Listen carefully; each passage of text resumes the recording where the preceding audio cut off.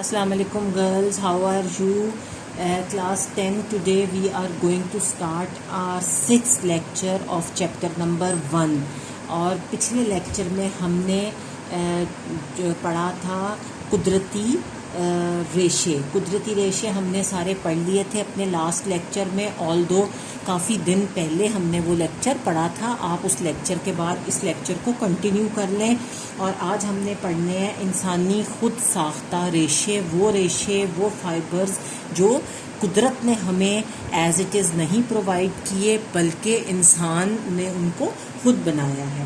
ٹھیک ہے. اور ریئون ریشے سے بنے ہوئے کپڑوں کی خصوصیات, اور کیونکہ اصل ریشم جو ہوتا ہے, پیور سلک جو ہوتا ہے, وہ بہت, اس کو بنانے کا بہت زیادہ جاب جو ہے وہ ہارڈ ہوتا ہے, ڈیفیکلٹ ہوتا ہے, ٹیڈیس ہوتا ہے, اور پیور سلک جو ہے وہ مہنگا بھی بہت ہوتا ہے. اس لیے ریئون جو کہ ایک طرح کا آرٹیفیشل سلک ہے اور انسان نے خود اس کا ریشہ تیار کیا ہے, تو وہ یہ ہمارا ریئون جو ہے جو کہ آرٹیفیشل سلک ہے وہ ہماری پیور سلک کی جو کمی ہے اس کو پورا کرتا ہے. اور پاکستان میں سب سے پہلے جو کالا شاہ کاکو ہے اس میں ریئون جو ہے شیخوپورہ میں بنانے کا سب سے بڑا کارخانہ لگایا گیا, اور اس کارخانے میں تقریباً 10 ٹن ریئون کا دھاگا جو ہے وہ روزانہ تیار کیا جاتا ہے, اور جو مختلف شہروں اور کپڑا بنانے کے لیے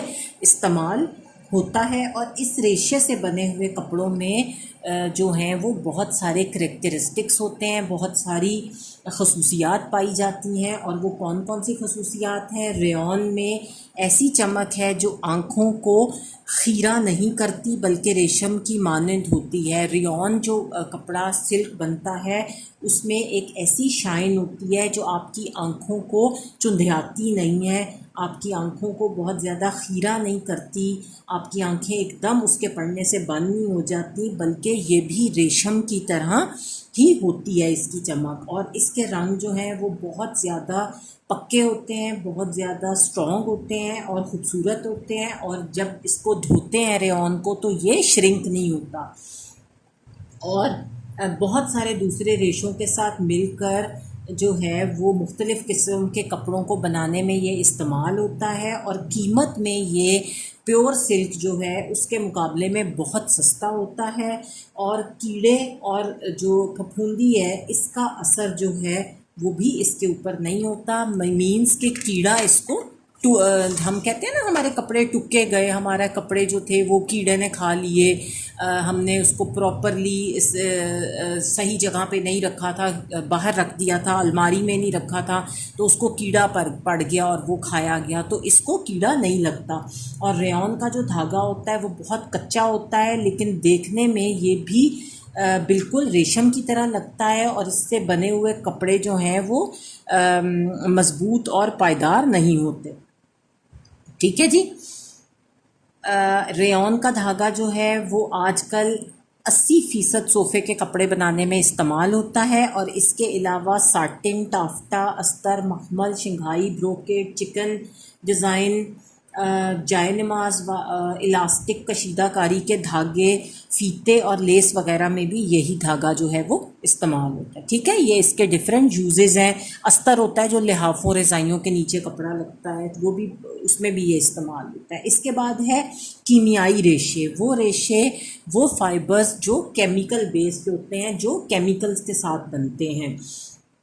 ان میں نائلون, ڈیکران اور پولیسٹر کے ریشے سے بنے ہوئے کپڑوں کی خصوصیات. جو ہمارے کیمیائی ریشے ہیں ان میں نائلون, ڈیکران اور پولیسٹر جو ہیں وہ بہت امپورٹنٹ فائبرز ہیں اور ریشے ہیں, اور جو موجودہ دور میں لوگوں کی ضروریات کے مطابق بنائے جا رہے ہیں. ٹھیک ہے. اور جو آج کل کے دور میں ہمارے لوگوں کی نیڈز ہیں, ہمارے لوگوں کی ڈیمانڈز ہیں, اس کے مطابق ان کو بنایا جا رہا ہے. اور کچھ سال پہلے تک پولیسٹر کا استعمال نہیں ہوتا تھا, لوگ پیور چیزیں پہنتے تھے, پیور کپڑے پہنتے تھے, پیور کاٹن, پیور سلک. لیکن اب اس کا آج کل یہ ریشہ جو ہے وہ تقریباً 90% جو ہمارے لیڈیز فیبرکس ہیں اس میں استعمال ہو رہا ہے. اور اس کے علاوہ جینٹس کی جو قمیضیں ہیں اس میں بھی 35% کاٹن اور 65% پولیسٹر استعمال ہوتا ہے. اور اس کے جو ریشے اور کپڑے کی اہم خصوصیات ہیں وہ درج ذیل ہیں. کیوں یہ کاٹن کے ساتھ اس لیے استعمال کرتے ہیں تاکہ کاٹن کی آئرننگ جو ہے نا وہ کافی ڈیفیکلٹ ہوتی ہے. تو اگر کاٹن کے ساتھ یہ مکس ہو جائے گا تو کاٹن کی آئرننگ جو ہے وہ آسان ہو جاتی ہے. تو اس کے ریشے جو ہیں کیمیکل جو فائبرز ہیں ان کی اہم کریکٹرسٹکس کیا ہیں. اس کے جو فائبرز ہیں ریشے ہیں وہ مسلسل تار کی شکل میں جوڑ کے بغیر ہوتے ہیں. مینس کہ اس کے دھاگے اس کے جو فائبرز ہیں وہ لمبے ہوتے ہیں, اس میں جوڑ نہیں ہوتا, اس لیے اس سے تیار کردہ کپڑے نرم اور ہموار ہوتے ہیں. اور اسی لیے چونکہ اس میں بار بار جوڑ نہیں لگتا اسی لیے اس سے جو کپڑے بنائے جاتے ہیں وہ نرم اور اسموتھ ہوتے ہیں. اور ان ریشوں میں سکڑنے کی صلاحیت نہیں ہوتی, اس لیے ان سے بنے ہوئے کپڑے بالکل نہیں سکڑتے. اور جو کیمیکل جو آپ کے فائبرز ہیں ان سے جو کپڑے بنائے جاتے ہیں وہ شرنک نہیں ہوتے اور بالکل بھی ان میں شرنک ہونے کی کیپیبلٹی نہیں ہوتی. اور ان ریشوں سے بنے ہوئے کپڑے جو ہیں وہ غیر جاذب ہوتے ہیں, وہ پانی کو ایبزارب نہیں کرتے, پسینے کو ایبزارب نہیں کرتے, اس لیے جلدی سوکھ جاتے ہیں اور داغ دھبے جو ہیں وہ بھی آسانی سے ان کے اوپر سے اتر جاتے ہیں. اور جو ہمارے کیمیکل فائبرز ہیں ان کے رنگ جو ہیں وہ پکے ہوتے ہیں اور بہت خوبصورت ہوتے ہیں اور تقریباً ہر رنگ جو ہے وہ ان کے اوپر آ جاتا ہے کیونکہ اس کے لیے خاص قسم کے رنگ جو ہے وہ کیمیکل فائبر کے لیے استعمال ہوتے ہیں. عام رنگ سے اس کو نہیں رنگا جاتا, اس لیے ان کی رنگائی کافی مہنگی ہوتی ہے, ان کو کافی مہنگے پیسے زیادہ قیمت میں رنگا جاتا ہے. اس کے بعد زیادہ گرمی سے یہ پگھلتے ہیں, اس لیے ہلکی استری کی ضرورت ہوتی ہے اور استری آسانی سے ہو جاتا ہے. ٹھیک ہے, زیادہ گرم استری اگر اس کے اوپر لگائیں تو آپ کو لگے گا کہ یہ کپڑا میلٹ ہو رہا ہے اور یہ کپڑا چپک جائے گا استری کے ساتھ, اس لیے زیادہ گرم استری کی اس کو ضرورت نہیں ہوتی اور یہ ہلکی استری سے بھی آسانی سے استری ہو جاتے ہیں. پھر یہ غیر موصل حرارت ہے اور غیر جاذب ہونے کی وجہ سے گرمیوں کے لیے استعمال نہیں سمجھے جاتے. یہ غیر موصل ہے, یہ انسولیٹر ہے, یہ ہیٹ ٹرانسفر نہیں کرتا اور یہ پسینہ بھی جذب نہیں کرتا, اس لیے اس کو گرمیوں میں استعمال کرنے کے لیے یہ اپروپریٹ نہیں سمجھا جاتا. اور اس کے علاوہ جن لوگوں کی جلد سکن جو ہے وہ سینسیٹیو ہے ان کے لیے بھی یہ کپڑا جو ہے وہ الرجی کریٹ کرتا ہے, وہ بھی یہ کپڑا نہیں پہن پاتے. اس کے بعد یہ کپڑا بہت مضبوط اور پائیدار ہوتا ہے اور زیادہ استعمال سے بھی یہ خراب نہیں ہوتا اور ہر قسم کی رگڑ جو ہے یہ برداشت کر لیتا ہے. مینس یہ کافی ڈیوریبل ہوتا ہے. اور ان سے بنے ہوئے جو کپڑے ہیں اس کی حفاظت جو ہے وہ تمام ریشوں سے بنے ہوئے کپڑوں کے مقابلے میں کم ہوتی ہے. اور جس طرح پیور سلک وغیرہ ہے نا اس کی بہت حفاظت کرنی پڑتی ہے, ذرا سی مس ہینڈل ہو جائے, ذرا سی کہیں اٹک جائے, ذرا سا اس کو کوئی دھبا لگ جائے تو وہ خراب ہو جاتی ہے. لیکن یہ جو کپڑے ہوتے ہیں یہ جو ہیں وہ خراب نہیں ہوتے. اس کے بعد ان سے جو کیمیکل ریون ہے اس سے بنے ہوئے جو کپڑے ہیں ان کا جو دھوپ ہے ان کا ان ریشوں پر کوئی اثر نہیں ہوتا. جتنی مرضی دھوپ میں ان کو رکھ لیں ان کا اثر نہیں ہوتا. اس لیے کھڑکیوں اور دروازوں کے جو پردے ہیں وہ بنانے میں یہ فائدہ مند ہوتے ہیں کیونکہ دھوپ ان کے اوپر اثر نہیں کرتی. اور نرم اور ہموار ہونے کی وجہ سے اس میں سلوٹیں جو ہیں وہ بہت کم ڈلتی ہیں. اور اگر ان میں جو کیمیکل ریشے ہیں ان میں سلوٹیں پڑ بھی جائیں تو وہ آسانی سے دور ہو جاتی ہیں, کوئی اس میں مشکل نہیں ہوتی ان کے نکالنے میں. ٹھیک ہو گیا بیٹا. اس کے بعد نیکسٹ پیج پہ ہے اس ریشے کو قدرتی ریشوں کے ساتھ ملا کر مختلف قسم کے کپڑے بنائے جاتے ہیں جس سے اس میں ایسی خاصیتیں پیدا ہوتی ہیں جو استعمال میں کارآمد ثابت ہوتی ہیں. اور اس ریشے کو ہم نیچرل فائبرز کے ساتھ ملا کر ڈیفرنٹ کپڑے تیار کرتے ہیں اور اس میں کریکٹرسٹکس پیدا ہو جاتی ہیں جو کہ جب اس کپڑے کو استعمال کریں تو وہ بہت زیادہ یوزفل ہوتی ہیں. اور آج کل تقریباً 90% عورتوں کے اور مردوں کے لباس جو ہیں اس میں کیمیکل فائبرز جو ہیں وہ استعمال ہو رہے ہیں. اور مردانہ قمیضوں میں بھی 35% اگر کاٹن ہوتی ہے تو 65% پولیسٹر استعمال ہوتا ہے. اور ان کپڑوں میں خصوصیات کے ساتھ ساتھ چند خامیاں بھی ہیں، اور یہ کپڑے جہاں ان کی بہت پازیٹیو باتیں ہیں، جہاں ان کی بہت یوزفل باتیں ہیں، وہاں ان کی کچھ خامیاں، کچھ جو ہیں وہ نیگیٹو پوائنٹس بھی ہیں، اور وہ یہ ہے کہ اس پر چکنائی جو ہے وہ اس کپڑے کے اوپر فوراً اثر کرتی ہے، اور اگر چکنے سے بنی ہوئی چیزوں کے دھبے اس پر لگ جائیں تو یہ کپڑا خراب ہو جاتا ہے۔ چکنے کے دھبے اس سے نہیں اترتے کیونکہ چکنائی اس کے اندر ایبزارب ہو جاتی ہے اور جو اتارنی مشکل ہو جاتی ہے۔ ٹھیک ہو گیا۔ اس کے بعد ہے کپڑے کی تعریف۔ کپڑا ہوتا کیا ہے؟ کپڑا ہے کیا؟ کپڑا ریشے سے کس طرح بنایا جاتا ہے؟ تو کپڑا باندھنے کو مختلف انداز میں، کپڑا باندھنا جو بنی ہوئی چیز ہے، کپڑا بنا ہوا ہے، اس کو ویفٹ کہتے ہیں، اور اس کو مختلف انداز میں تانے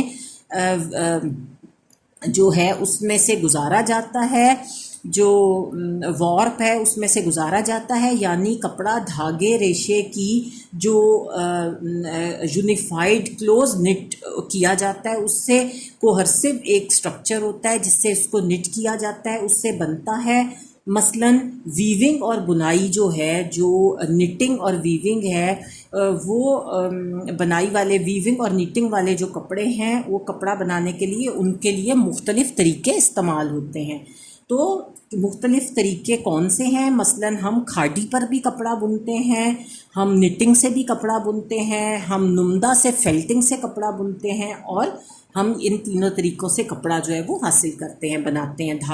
فائبرز کو ہم کپڑے کی فارم میں ان تینوں طریقوں سے لاتے ہیں۔ سب سے پہلے ہے کھاڈی پر کپڑا بننا، جسے ہم ویونگ کہتے ہیں۔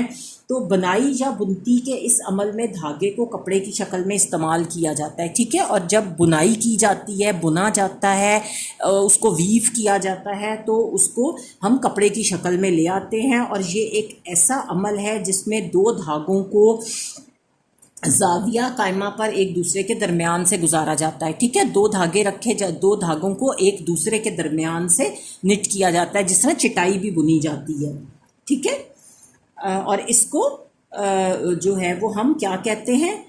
اس میں لمبائی کے رخ گزرنے والے دھاگوں کو ویفٹ کہا جاتا ہے، اور جو دھاگے لمبائی کے اس طرح اس رخ میں آ رہے ہوتے ہیں اس کو ویفٹ کہا جاتا ہے۔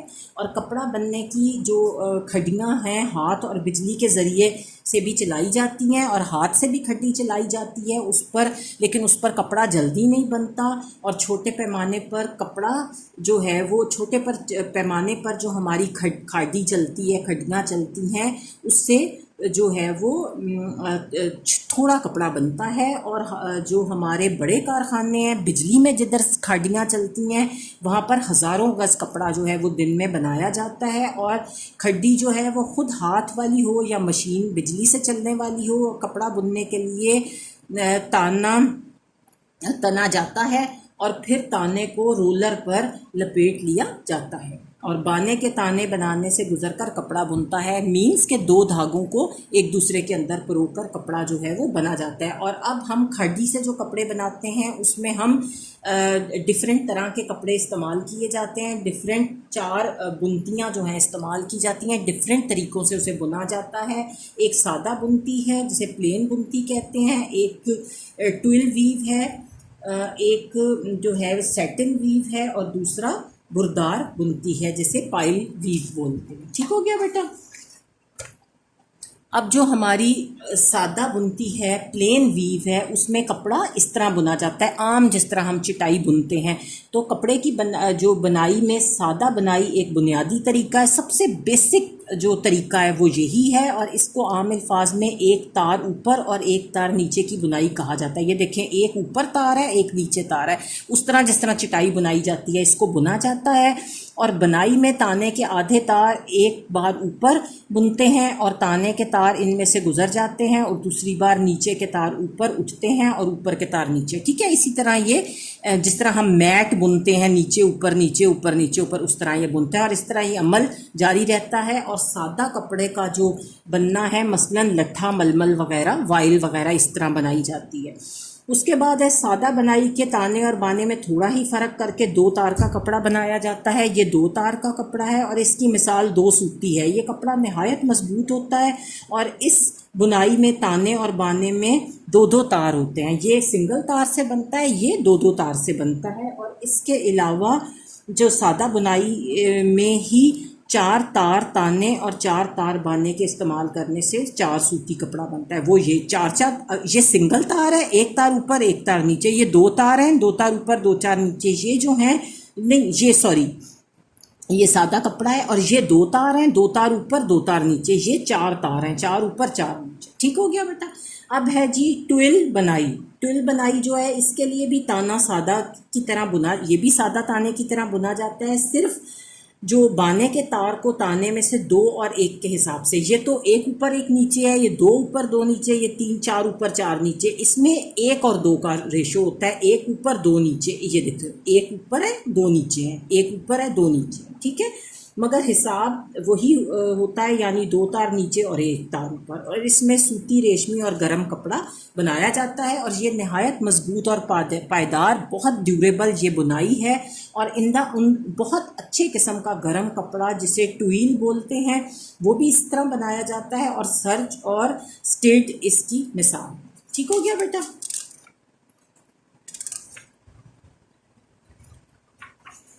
اس کے بعد ہے بیٹا, آج ہم یہیں اپنا لیکچر اینڈ اپ کرتے ہیں. انشاءاللہ اگلی کلاس میں ہم پڑھیں گے اپنی ساٹن کی بنائی. ٹھیک ہو گیا, بلکہ ہم ٹھیک ہو گیا. ٹل دین اللہ حافظ.